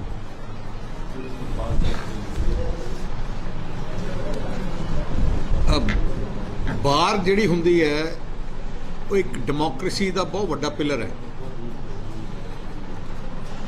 ਤੇ ਤੁਸੀਂ ਹਰ ਕੇਸ ਤੁਹਾਡੇ ਕੋਲ ਆਉਂਦਾ ਹੈ, ਉਹਦਾ ਮੈਰਿਟ ਤੇ ਡੀਮੈਰਿਟ ਤੁਹਾਨੂੰ ਇੱਕਦਮ ਪਤਾ ਲੱਗ ਜਾਂਦਾ ਹੈ। ਤੇ ਲਾਅ ਵਿੱਚ ਵੀ ਆਪਾਂ ਮੈਰਿਟ ਤੇ ਹੀ ਫੈਸਲਾ ਹੁੰਦੇ ਹੈ। ਪਰ ਅਨਫੋਰਚੂਨੇਟਲੀ ਕੀ ਹੋ ਕੀ ਰਿਹਾ ਆਪਣੇ ਦੇਸ਼ ਵਿੱਚ, ਡੈਮੋਕ੍ਰੇਸੀ ਇੱਕ ਆਪਾਂ ਨੂੰ ਵਧੀਆ ਰਾਈਟ ਮਿਲਿਆ ਪਰ ਡੈਮੋਕ੍ਰੇਸੀ ਦਾ ਮਿਸਯੂਜ਼ ਹੋ ਰਿਹਾ। ਜੇ ਡੈਮੋਕ੍ਰੇਸੀ ਵਿੱਚ ਮੈਰਿਟ ਤੇ ਫੈਸਲੇ ਹੋਣ ਲੱਗ ਜਾਣ ਤੇ ਆਟੋਮੈਟਿਕ ਦੇਸ਼ ਤੇ ਸੂਬੇ ਬਹੁਤ ਅੱਗੇ ਵੱਧ ਸਕਦੇ ਆ। ਮੈਰਿਟ ਤੇ ਫੈਸਲੇ ਨਹੀਂ ਹੁੰਦੇ, ਜਾਂ ਧਰਮ ਦੇ ਬੇਸਿਸ ਤੇ ਹੋ ਜਾਂਦੇ ਆ, ਜਾਂ ਕਾਸਟ ਬੇਸਿਸ ਤੇ ਫੈਸਲੇ ਹੋ ਜਾਂਦੇ ਆ, ਜਾਂ ਕੋਈ ਹੋਰ ਇਸ਼ੂਜ਼ ਲੈ ਕੇ ਹੋ ਜਾਂਦੇ ਆ, ਪਰ ਮੈਰਿਟ ਤੇ ਫੈਸਲੇ ਨਹੀਂ ਹੁੰਦੇ। ਤੇ ਹੁੰਦਾ ਕੀ ਹੈ, ਜਿਹੜਾ ਪੋਲੀਟੀਕਲ ਲੀਡਰ ਕੰਮ ਕਰਦਾ ਹੈ ਤੇ ਜਿਹੜਾ ਪੋਲੀਟੀਕਲ ਲੀਡਰ ਨਹੀਂ ਕੰਮ ਕਰਦਾ ਉਹ ਦੋਨੋਂ ਇੱਕੋ ਹੀ ਥਾਲੀ 'ਚ ਆਪਾਂ ਰੱਖ ਲੈਂਦੇ ਆ। ਤੇ ਜਿਹੜਾ ਕੰਮ ਕਰਨ ਵਾਲਾ ਹੁੰਦਾ ਉਹ ਡਿਮੋਰਲਾਈਜ਼ ਹੋ ਜਾਂਦਾ ਹੈ, ਜਿਹੜਾ ਨਹੀਂ ਕੰਮ ਕਰਨ ਵਾਲਾ ਉਹਨੂੰ ਕਹਿੰਦਾ ਕਿ ਉਹਨੂੰ ਹੌਸਲਾ ਆ ਜਾਂਦਾ ਹੈ। ਆਮ ਪੋਲੀਟੀਕਲ ਲੀਡਰਸ਼ਿਪ ਇੱਕ ਗੱਲ ਆਈ ਹੈ, ਕੋਈ ਗੱਲ ਨਹੀਂ ਹੈ 5 ਸਾਲ ਆਰਾਮ ਕਰ ਲਾਂਗੇ ਫਿਰ ਆ ਜਾਓਗੇ, ਫਿਰ ਆਪਣੇ ਆਪ ਹੀ ਵੋਟਾਂ ਪੈ ਜਾਣੀਆਂ। ਜਦੋਂ ਸੋਚ ਕਿਸੇ ਲੀਡਰ ਦੀ ਹੋ ਜਾਏ ਨਾ 5 ਸਾਲ ਆਰਾਮ ਕਰ ਲਾਂਗੇ, ਇਹਦਾ ਮਤਲਬ ਉਹ ਡਿਜ਼ਰਵ ਨਹੀਂ ਕਰਦਾ। ਜਿਹੜੀ ਪਾਰਟੀ, ਜਿਹੜੀ ਲੀਡਰਸ਼ਿਪ ਚਾਹੇ ਕਿ ਮੈਂ ਵਾਪਸ ਆਉਣਾ ਹੈ, ਵਾਪਸ ਤਾਂ ਹੀ ਆ ਸਕਦਾ ਪਰਫਾਰਮੈਂਸ ਦੇ ਬੇਸਿਸ ਤੇ ਤੁਸੀਂ ਜੇ ਪੰਜਾਬ 'ਚ ਫੈਸਲਾ ਕਰਨਾ, ਆਪਾਂ ਜ਼ਿਆਦਾ ਦੂਰ ਨਾ ਜਾਈਏ। ਹੁਣ ਚਾਰ ਪਾਰਟੀਆਂ, 4 ਗੱਠਜੋੜ ਦੇਖ ਲਓ ਜਾਂ ਪਾਰਟੀਆਂ। ਇੱਕ ਹੈਗੀ ਕਾਂਗਰਸ, ਆਮ ਆਦਮੀ ਪਾਰਟੀ, ਹੁਣ ਬੀਜੇਪੀ ਕੈਪਟਨ ਸਾਹਿਬ, ਤੇ ਇੱਕ ਸ਼੍ਰੋਮਣੀ ਅਕਾਲੀ ਦਲ BSP। ਹੁਣ ਚਾਰਾਂ ਚੋਂ ਆਪਾਂ ਨੂੰ ਦੇਖਣਾ ਕਿਹਦੀ ਲੀਡਰਸ਼ਿਪ ਕੌਣ ਕਰ ਰਿਹਾ। ਮੈਂ ਸਾਰਿਆਂ ਨੂੰ ਇੱਕੋ ਹੀ ਬੇਨਤੀ ਕਰਨਾ ਚਾਹਣਾ ਹੈ, ਜਿਵੇਂ ਰੇਲ ਗੱਡੀ ਹੁੰਦੀ ਹੈ ਨਾ, ਇੰਜਨ ਚਲਾਉਂਦਾ ਰੇਲ ਗੱਡੀ ਨੂੰ, ਇੰਜਨ ਸੀਐਮ ਹੁੰਦਾ, ਡੱਬੇ ਮੰਤਰੀ ਹੁੰਦੇ ਆ। ਜੇ ਸੀਐਮ ਥੋੜਾ ਇੰਜਨ ਚੰਗਾ ਨਹੀਂ, ਡੱਬਿਆਂ ਦਾ ਕੋਈ ਫਾਇਦਾ ਨਹੀਂ, ਉੱਥੇ ਹੀ ਖੜੇ ਰਹਿਣਗੇ। ਸਾਰੀ ਗੇਮ ਸਰਕਾਰ ਦੀ ਪਲੈਨਿੰਗ, ਪਾਲਿਸੀ, ਫਿਊਚਰ, ਸਾਰਾ ਕੁਝ ਇਹ ਸੀਐਮ। ਜਿਵੇਂ ਕੰਪਨੀ ਦਾ ਮੈਨੇਜਿੰਗ ਡਾਇਰੈਕਟਰ ਹੁੰਦਾ ਹੈ, ਤੁਸੀਂ ਦੇਖਿਆ ਹੋਣਾ, ਮਾੜੀ ਕੰਪਨੀ ਨੂੰ ਇੱਕ ਚੰਗਾ ਮੈਨੇਜਿੰਗ ਡਾਇਰੈਕਟਰ ਨੂੰ ਕਾਮਯਾਬ ਕਰ ਦਿੰਦਾ ਹੈ, ਇੱਕ ਚੰਗੀ ਕੰਪਨੀ ਨੂੰ ਮਾੜਾ ਮੈਨੇਜਿੰਗ ਡਾਇਰੈਕਟਰ ਡੁਬੋ ਦਿੰਦਾ ਹੈ। ਬੰਦਾ ਇੱਕੋ ਹੀ ਹੁੰਦਾ। ਸੋ ਜਿਹੜਾ ਫੇਸ ਹੈ ਸੀਐਮ ਫੇਸ, ਤੁਸੀਂ ਜ਼ਰੂਰ ਦੇਖੋ ਕਿ ਕਿਹੜਾ ਚੀਫ ਮਿਨਿਸਟਰ ਕੈਂਡੀਡੇਟ ਕੌਣ ਹੈ, ਉਹਦਾ ਪਿਛੋਕੜ ਕੀ ਹੈ, ਉਹਦੀ ਕ੍ਰੈਡੀਬਿਲਿਟੀ ਕੀ ਹੈ, ਉਹਦੀ ਵਿਜ਼ਨ ਕੀ ਹੈ। ਜੇ ਤੁਸੀਂ ਆ ਨਹੀਂ ਸੋਚੋਗੇ ਤੇ ਨੁਕਸਾਨ ਪੰਜਾਬ ਦਾ ਹੋਣਾ। ਹੁਣ ਜੇ ਤੁਸੀਂ ਮੈਰਿਟ ਦੀ ਗੱਲ ਕਰੋ ਤੇ ਤੁਸੀਂ ਦੇਖੋਗੇ, ਤੁਸੀਂ ਵਕੀਲ ਸਾਹਿਬ ਉਹਨਾਂ ਨੂੰ ਆਪਣੇ ਕਿਸੇ ਜੂਨੀਅਰ ਦੀ ਡਿਊਟੀ ਲਾ ਦਿਓ, ਗੂਗਲ ਸਰਚ ਕਰ ਲੈਣ ਜਾਂ ਕਿਤੇ ਆਰਟੀਆਈ ਕਰ ਲੈਣ ਕਿ ਇੱਕ ਸਟੇਟ ਆਪਣੀ ਆ ਜਿਹੜੀ ਸਟੇਟ ਹੈ, ਇੱਥੇ ਕਿਸ ਚੀਜ਼ ਦੀ ਲੋੜ ਹੈ। ਸਭ ਤੋਂ ਪਹਿਲੇ ਬਿਜਲੀ ਦੀ। ਬਿਜਲੀ ਕਿਹਨੇ ਸੈਟਅਪ ਕੀਤੀ ਪੰਜਾਬ 'ਚ? ਤੁਸੀਂ ਹੈਰਾਨ ਰਹਿ ਜਾਓਗੇ। ਬਿਜਲੀ ਦੇ 3 ਸੋਰਸ ਹੈ, ਥਰਮਲ, ਸੋਲਰ ਤੇ ਆ ਜਿਹੜਾ ਹਾਈਡਲ। ਜਿੰਨੇ ਥਰਮਲ ਪਲਾਂਟ ਪੰਜਾਬ ਦਾ 100% ਸਰਦਾਰ ਪ੍ਰਕਾਸ਼ ਸਿੰਘ ਬਾਦਲ ਨੇ ਬਣਾਇਆ। ਭਾਖੜਾ ਡੈਮ ਤੋਂ ਬਗੈਰ ਜਿੰਨੇ ਡੈਮ ਹੈ ਸਰਦਾਰ ਪ੍ਰਕਾਸ਼ ਸਿੰਘ ਬਾਦਲ ਨੇ ਬਣਾਇਆ। ਜਿੰਨੇ ਸੋਲਰ ਪਲਾਂਟ ਹੈ 100% ਸਰਦਾਰ ਪ੍ਰਕਾਸ਼ ਸਿੰਘ ਬਾਦਲ ਨੇ ਬਣਾਇਆ। ਤੇ ਇੱਕ ਵੀ ਨਿਸ਼ਾਨੀ ਕਾਂਗਰਸ ਦੀ ਨਾ ਪਿਛਲੀ ਵਾਰ ਕੈਪਟਨ ਦੀ ਸੀ, ਨਾ ਹੁਣ ਹੈ, ਨਾ ਪਹਿਲੇ ਸੀ, ਇੱਕ ਵੀ ਨਹੀਂ। ਭਾਵੇਂ ਤੁਸੀਂ ਗੂਗਲ ਸਰਚ ਕਰ ਲਓ, ਭਾਵੇਂ ਆਰਟੀਆਈ ਕਰ ਲਓ। ਸੋ ਬਿਜਲੀ ਜਨ ਪਰਫਾਰਮੈਂਸ ਜ਼ੀਰੋ। ਸੈਕਿੰਡ ਆ ਗਿਆ ਰੋਡਸ, ਸੜਕਾਂ। ਜਿੰਨੇ ਐਕਸਪ੍ਰੈਸਵੇ ਹੈ ਸਾਰੇ 100% ਪੰਜਾਬ ਦੇ ਸਰਦਾਰ ਪ੍ਰਕਾਸ਼ ਸਿੰਘ ਬਾਦਲ ਦੀ ਸਰਕਾਰ ਦੌਰਾਨ ਮੈਂ ਪਲੈਨਿੰਗ ਕਰਕੇ ਬਣਾਇਆ। ਤੁਸੀਂ ਪਹਿਲੇ ਰਾਜਪੁਰਾ ਤੋਂ ਚੰਡੀਗੜ੍ਹ ਜਾਂਦੇ ਡਰਦੇ ਹੁੰਦੇ ਸੀ ਰਾਤ ਨੂੰ ਐਕਸੀਡੈਂਟ ਨਾ ਹੋ ਜੇ। ਅੱਜ ਤੁਹਾਡੀ ਜ਼ਿੰਦਗੀ ਕਿੰਨੀ ਸੌਖੀ ਕਰਤੀ। ਰਾਜਪੁਰਾ ਤੋਂ ਚੰਡੀਗੜ੍ਹ ਜਾਣਾ, ਰਾਜਪੁਰਾ ਤੋਂ ਲੁਧਿਆਣੇ ਜਾਣਾ, ਰਾਜਪੁਰਾ ਤੋਂ ਬਠਿੰਡੇ ਜਾਣਾ, ਤੁਸੀਂ ਕਿਤੇ ਬਣੇ ਜਲੰਧਰ ਤੋਂ ਲੁਧਿਆਣਾ ਚੰਡੀਗੜ੍ਹ ਆਉਣਾ, ਜਲੰਧਰ ਤੋਂ ਅੰਮ੍ਰਿਤਸਰ ਜਾਣਾ। ਇੱਕੋ ਰਾਤ ਇੱਕੋ ਦਿਨ ਮੈਂ 28,000 ਕਰੋੜ ਦੇ ਨਕਸ਼ਾ ਲੈ ਕੇ ਪੀਡਬਲਿਊ ਨੂੰ ਬੁਲਾਇਆ। ਮੈਂ ਕਿਹਾ ਸਾਰੀਆਂ ਹੀ ਵਨ ਟਾਈਮ ਕਲੀਅਰੈਂਸ ਕਰਕੇ 5 ਸਾਲ 'ਚ ਇੰਪਲੀਮੈਂਟ ਕਰਤੇ। ਤੀਜੀ ਗੱਲ ਆਉਂਦੀ ਹੈ 에ਅਰਪੋਰਟ। ਦੇਸ਼ ਤਰੱਕੀ ਕਰੂਗਾ 에ਅਰਪੋਰਟ ਦੇ। 100% ਸਾਰੇ airport, Mohali international airport, Amritsar international airport, Bathinda airport, ਆਪਣਾ ਜਲੰਧਰ 에ਅਰਪੋਰਟ, ਪਠਾਨਕੋਟ 에ਅਰਪੋਰਟ, ਸਾਰੇ ਸ਼੍ਰੋਮਣੀ ਅਕਾਲੀ ਦਲ ਨੇ ਬਣਾਇਆ। ਇੱਕ ਵੀ 에ਅਰਪੋਰਟ ਕਾਂਗਰਸ ਦਾ ਨਿਸ਼ਾਨੀ ਨਹੀਂ ਹੈ। ਆ ਜਿੰਨੇ ਤੁਸੀਂ ਐਡਮਿਨਿਸਟ੍ਰੇਟਿਵ ਕੰਪਲੈਕਸ ਹੈ, ਡੀਸੀ ਆਫਿਸਰ ਜਿੰਨੇ ਪੰਜਾਬ 'ਚ ਨਵੇਂ ਤੁਸੀਂ ਬਣੇ ਹੈ, 100% ਸਾਰੇ ਸ਼੍ਰੋਮਣੀ ਅਕਾਲੀ ਦਲ ਨੇ ਬਣਾਇਆ। ਆ ਤੁਹਾਡੇ ਚੇਂਬਰ ਦਾ ਕੰਮ, ਉਸੇ ਪੰਜਾਬ ਦੇ ਕਿਸੇ ਵੀ ਚਲੇ ਜਾਓ, ਭਾਵੇਂ ਜਲੰਧਰ ਲੁਧਿਆਣਾ ਬਾਹਰ ਚਲੇ ਜਾਓ, 4 ਕਰੋੜ ਮੈਂ ਦਿੱਤਾ ਸੀ ਲੁਧਿਆਣੇ ਬਾਹਰ ਨੂੰ।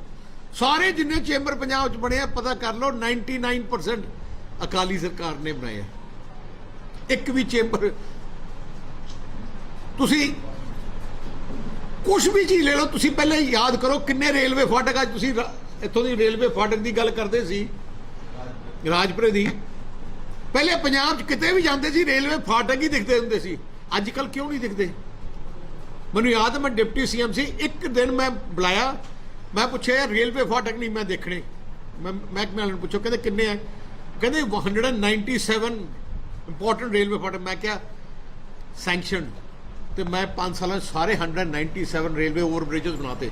ਹੁਣ ਤੁਹਾਨੂੰ ਕੋਈ ਦਿਖਦਾ ਰੇਲਵੇ ਫਾਟਕ? ਤੁਸੀਂ ਸ਼ਹਿਰਾਂ ਦਾ ਲੁੱਕ ਦੇਖੋ। ਤੁਸੀਂ ਪਹਿਲੇ ਮੋਹਾਲੀ ਕੀ ਸੀ, ਪਹਿਲੇ ਕੀ ਹੁੰਦਾ ਸੀ? ਸਭ ਤੋਂ ਕਹਿੰਦੇ ਚੰਡੀਗੜ੍ਹ ਸਭ ਤੋਂ ਵਧੀਆ, ਪੰਚਕੂਲਾ ਨੰਬਰ 2 ਤੇ ਮੋਹਾਲੀ ਨੂੰ ਤਾਂ ਸਮਝੇ ਕੀ ਸੀ। ਅੱਜ ਕੀ ਹੈ? ਮੋਹਾਲੀ 1 ਨੰਬਰ ਹੈ, ਚੰਡੀਗੜ੍ਹ 2 ਤੇ। ਹਲੇ ਹੋਰ ਵੀ ਮੈਂ ਲੈ ਕੇ ਜਾਣਾ ਸੀ ਪਰ ਸਰਕਾਰ ਬਦਲ ਗਈ। ਚਾਰੋਂ ਤਰਫ ਤੁਸੀਂ ਫੀਲ ਦੇਖੋ, ਇੰਟਰਨੈਸ਼ਨਲ ਫੀਲ ਆਉਂਦੀ ਹੈ।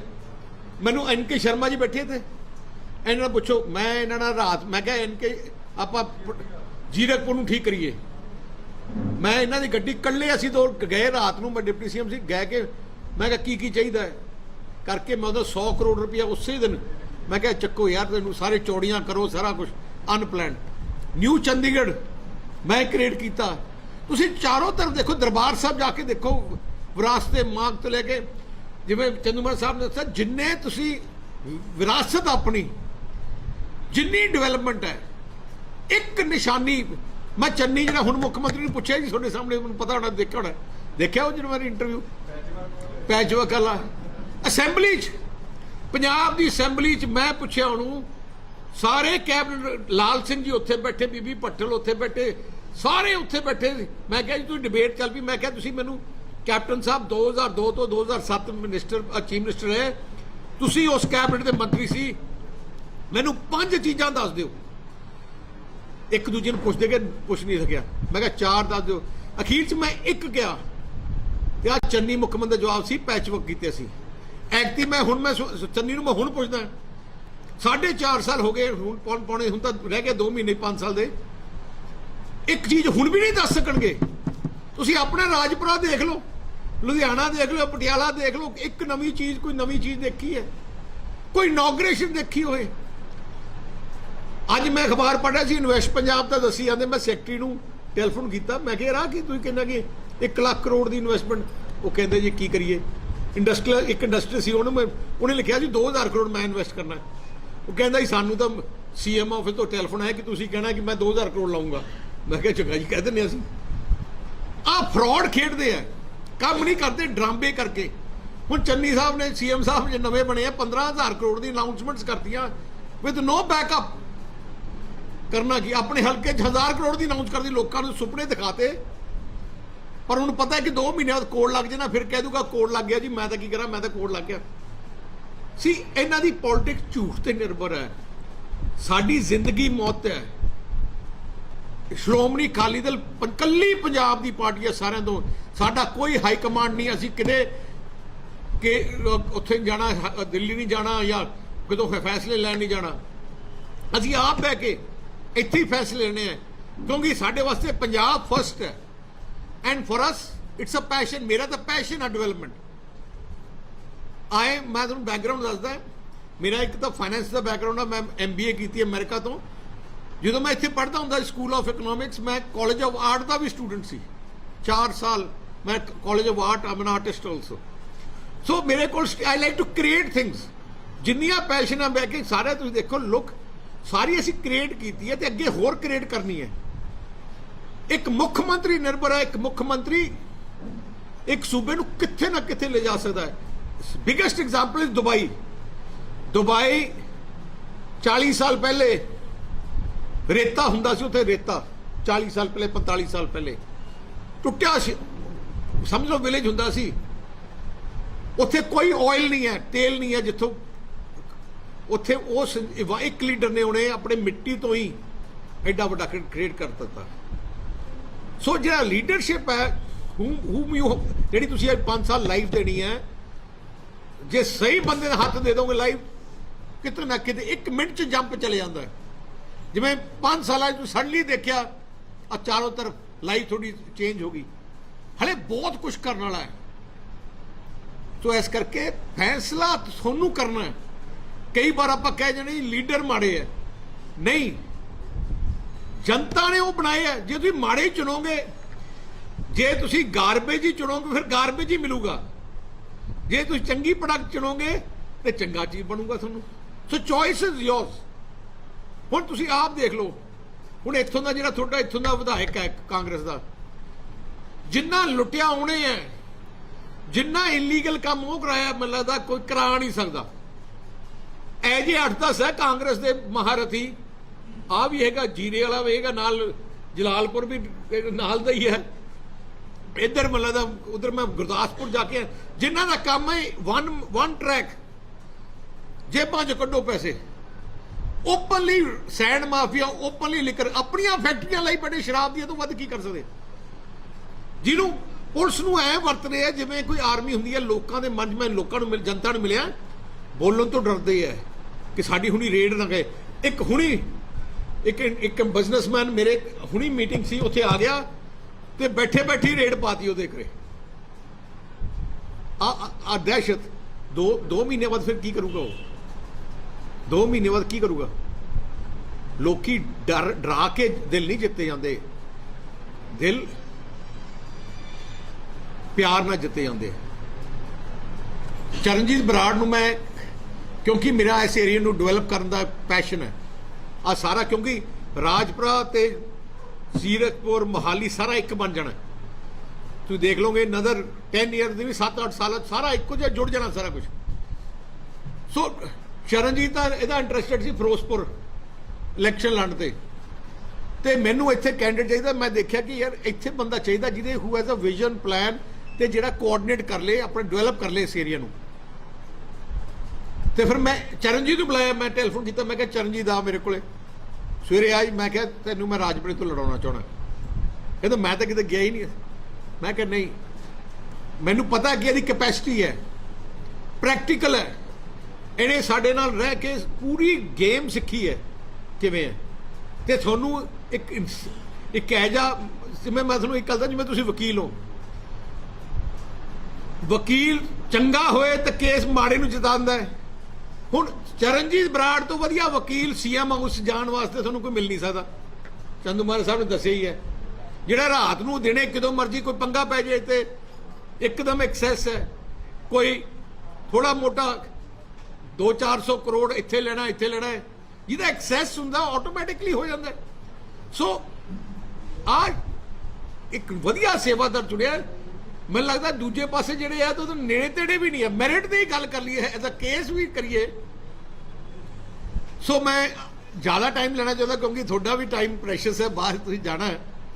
ਪਰ ਮੈਂ ਇੰਨੀ ਬੇਨਤੀ ਕਰਨਾ ਚਾਹੁੰਦਾ ਕਿ ਤੁਹਾਡੇ ਹੱਥ 'ਚ ਇੱਕ ਪਾਵਰ ਹੈ, ਪਲੀਜ਼ ਯੂਜ਼ ਇਟ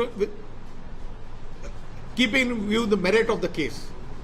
ਮੈਂ ਆਪਣਾ ਕੇਸ ਪੁੱਟ ਕੀਤਾ, ਪਰ ਮੈਂ ਇੰਨਾ ਹੀ ਕਹਿਣਾ ਹੈ, ਸਾਰਾ ਕੁਝ ਸੀਐਮ ਤੇ ਡਿਪੈਂਡ ਕਰਦਾ ਹੈ। Please choose a right CM. ਗਲਤ ਸੀਐਮ ਨਾ ਚੂਜ਼ ਕਰ ਲਿਓ। ਜੇ ਗਲਤ ਚਲੇ ਗਏ ਫਿਰ ਕੈਪਟਨ ਸਾਹਿਬ ਵਾਂਗੂ 5 ਸਾਲ ਲੱਭਦੇ ਫਿਰਾਂਗੇ ਆਪਾਂ। ਹੁਣ ਚੋਇਸ ਕੀ ਹੈ ਤੁਹਾਡੇ ਕੋਲੇ? Channi, whether he has a vision plan, patch work ਤੋਂ ਵੱਧ ਉਹਦਾ ਵਿਜ਼ਨ ਹੈ ਨਹੀਂ। ਜਿਹੜਾ ਠੋਕੋ ਤਾਲੀ ਤਾਂ ਮਤਲਬ ਸਾਰਿਆਂ ਨੂੰ ਠੋਕ ਦੂਗਾ, ਮਤਲਬ ਰਗੜ ਦੂ ਸਾਰਿਆਂ ਨੂੰ। ਉਹਦਾ ਕਤਾ ਨਹੀਂ ਮਜ਼ਾਈਲ ਕਿੱਥੇ ਡਿੱਗੂਗੇ, ਉਹ ਮਿਸਗਾਈਡਡ ਮਜ਼ਾਈਲ ਹੈ, ਉਹਦਾ ਕਿਸੇ ਡਾਇਰੈਕਸ਼ਨ ਨਹੀਂ। ਮਤਲਬ ਦਾ ਮੈਂ ਤੁਹਾਨੂੰ ਅੱਜ ਦੱਸ ਦੇਣਾ, 2-3 ਮਸਾਇਲਾਂ ਹੋਰ ਸੁੱਟੂਗਾ ਕਾਂਗਰਸ ਤੇ ਹਲੇ, ਜਿੰਨਾ ਤੱਕ ਡਿਸਟਰੋਏ ਨਹੀਂ ਕਰ ਦਿੰਦਾ ਕਾਂਗਰਸ ਨੂੰ, ਹਟਣਾ ਨਹੀਂ। ਭਗਵੰਤ ਮਾਨ ਆਪ ਦਾ, ਜੇ ਤੁਸੀਂ ਇਕੱਲੇ ਚੁਟਕਲੇ ਸੁਣਨੇ ਤਾਂ ਉਸ ਕੰਮ ਵਾਸਤੇ ਚੰਗਾ ਹੈ, ਪਰ does he have the vision? Does he have the plan? Does he have future in mind? So keeping everything in mind, I rest my case. ਜਿਵੇਂ ਹੁੰਦੇ ਨੇ ਜੱਜ ਕੋਲੇ ਕਹਿੰਦੇ ਰੈਸਟ ਮਾਈ ਕੇਸ, ਫੈਸਲਾ ਤੁਸੀਂ ਕਰਨਾ ਹੈ। ਪਰ ਅਖੀਰ 'ਚ ਮੈਂ ਆਹੀ ਕਹਿਣਾ ਹੈ, ਸਾਰੀਆਂ ਪਾਰਟੀਆਂ ਦੇ ਫੇਸ ਤੁਹਾਡੇ ਸਾਹਮਣੇ ਆ ਜਾਣੇ ਆ। ਜਿਹੜਾ ਤੁਸੀਂ ਸੋਚੋਗੇ who is the best for the state, who has the vision and capacity to implement the vision।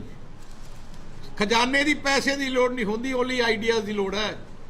Idea ਤੁਹਾਡੇ ਕੋਲ ਹੋਏ, ਖਜ਼ਾਨਾ ਪੈਸੇ ਆਪਣੇ ਵੀ ਆ ਜਾਂਦੇ। ਅੱਜ ਕੱਲ੍ਹ ਸੋਰਸਿਸ ਬਹੁਤ ਹੈਗੇ। ਸੋ ਸਾਰਿਆਂ ਦਾ ਬਹੁਤ ਬਹੁਤ ਧੰਨਵਾਦ। ਵਾਹਿਗੁਰੂ ਜੀ ਕਾ ਖਾਲਸਾ, ਵਾਹਿਗੁਰੂ ਜੀ ਕੀ ਫਤਿਹ। ਬਹੁਤ ਬਹੁਤ ਧੰਨਵਾਦ। ਸਿਰਫ 5 ਮਿੰਟ